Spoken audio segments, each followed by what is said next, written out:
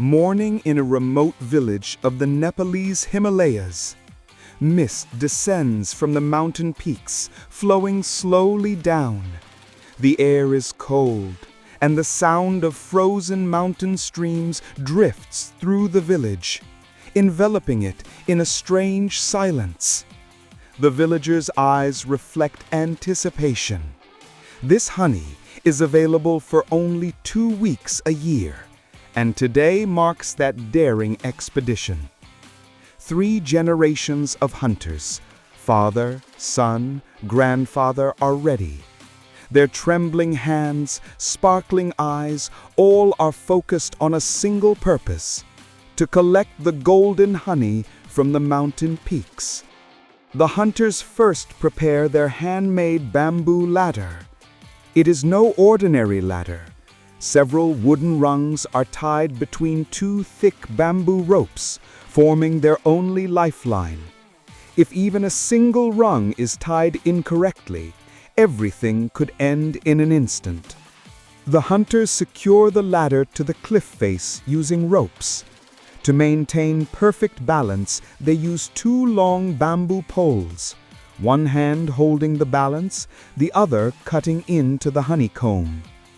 The bees are already alert. Black bees, monstrous in size, stand ready to attack. The bees dance, fly, and roar like fire. But the hunters know this intimidating display is the bees' only strategy. They stay calm, control their breathing, and work patiently. One wrong move could shatter their wings and send their lives tumbling down the mountainside. The hunters look down. Every direction is perilous: steep cliffs below, roaring waterfalls, the scraping of rocks.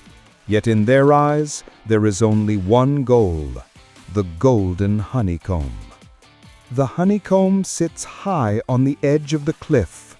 Hundreds of thousands of bees have built a protective shield around it. The hunters know that this expedition is both a preservation of ancient tradition and a life-risking endeavor. Slowly, they descend. Every step underfoot, the creak of the ropes, the gusts of wind, they all blend into a strange rhythm. Suddenly, the bees launch their attack.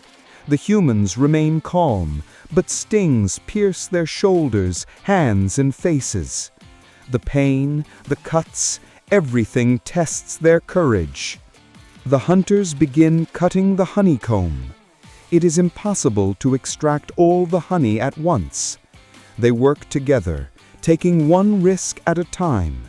Their only safety is the bamboo ladder and their alert minds. As the honey is removed, a strange aroma fills the air. The grayanotoxin slowly mingles with the atmosphere. It will not just intoxicate humans, but also bewilder their minds. Yet the hunters know vigilance and courage are their only weapons. The sun plays hide and seek behind the mountains. Breaths must be held, for today is the most dangerous, the day to taste the honey. The hunters stand before their collected mud honey. Golden, dark honey that can intoxicate with a single sip or kill with a single taste. They begin with a small spoon, taking tiny amounts into their mouths. The first touch brings an intense bitterness and a strange warmth. Every cell in their body seems to start dancing. Suddenly, a light dizziness and thirst begin to affect the hunters. Everything before their eyes starts to merge. The mountains, the sky, the honey, all float in strange colors. The sound of the wind transforms into a melody. And this is where the dangerous effects of mad honey begin. One part of the body feels hot, while another suddenly feels cold. Sensation in the hands and feet begins to fade. After a while, some people start to feel slightly unwell, headaches, nausea, and strange tremors in their limbs. This is the effect of grayanotoxin, which interferes with the signals between neurons and muscles. But those who took small spoonfuls experience a gradual, strange euphoric sensation. Their heads feel light, their minds calm, and everything seems dreamlike.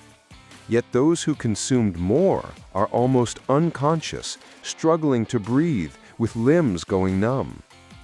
The hunters now understand that this honey is not just a delight, it is an ancient biological weapon. Historical records reveal that around 2,000 years ago, Roman soldiers in Pontus came into contact with this honey, became disoriented, and lost their lives. Back in the village, everyone begins to breathe again. Some feel euphoric, some ill. Nearly everyone learns an important lesson. The power of mad honey is as immense as its risk. The hunters sit with the village elder woman. She takes a single spoonful and gives a wonderful smile. You can feel the strength of mad honey, but if your body is steady, it can even help in healing. Night falls in the village. The mountains are silent, with only the wind whispering. The terrifying experience of tasting the honey leaves a mark on the hunters' minds. They know this story will be passed down through generations, a dangerous, mysterious, and life-risking tradition. The mystery of mad honey is profound. It takes nectar from nearly 4 million flowers in a single colony to produce just 1 kilogram of honey. Each worker bee produces only 1/12 of a teaspoon of honey in its lifetime. On the market, 200 grams of mad honey sells for about $400 per kilogram, yet hunters earn only $50 per kilogram. Every spoonful of mad honey is medicinal, euphoric, and teeters on the edge of death. One hunter said, "1 spoonful is safe, 2 spoons are a risk to life." By nightfall, the hunters return to the village. Their bodies tremble. Some feel dizzy. Yet they know today's harvest is vital for preserving their family and community history. Ancient lesson. Mad honey is not just food. It is a test of humanity's relationship with nature. It cannot be handled without courage, patience, and ancient knowledge. In the northern part of Nepal, hidden at the edge of the Himalayan peaks, lies a mysterious place. The unimaginable mountains here are so high that sometimes it seems as if the earth meets the sky. Amid the chill of winter and the roar of storms, a few people survive for an ancient and dangerous practice: honey hunting. The people living in these mountains know that a single wrong step can lead to great peril. Every wave, every hailstorm, every gust of wind seems like part of their test. And the reward for this test? A rare and dangerous honey known as mad honey. Mad honey is not just honey. Since ancient times, it has sparked both curiosity and fear. The honey is made from the nectar of a distant rhododendron flower on the mountains, but hidden within that nectar is grayanotoxin, a type of poison that can alter human perception. Consuming this honey puts the body into a strange state. Sometimes it feels as though the earth is melting. Sometimes invisible voices can be heard. Throughout history, people have used it as medicine, for euphoria, and sometimes to gain power. But in excessive amounts, it becomes lethal. Harvesting this dangerous honey requires courage, skill, and spiritual preparation. Hunters ascend the mountains not only with physical strength, but also with mental focus and steadfastness of spirit. They know that a single misstep could cost their lives. Clinging to the mountain face with ropes and holding only bamboo ladders, the hunters face attacks from bees as part of life itself. They know the bees' stingers can pierce the skin, but their courage and concentration conquer everything. Mad honey is only available for 2 weeks of the year. During this time, hunters ascend the mountains at specific days and hours, timing their climb with the bees' movements. They follow an ancient method that is nearly 7,000 years old. This tradition remains unchanged even today, preserved in every home, in every corner, and in the hands of every hunter. Standing at the perilous edge, the hunters face black bees, massive, fierce, and physically powerful. These bees not only produce honey, but also defend their hive. They move together as if forming a living fortress. The human heart races in the shadow of their swarm. This risky mission is not only physical.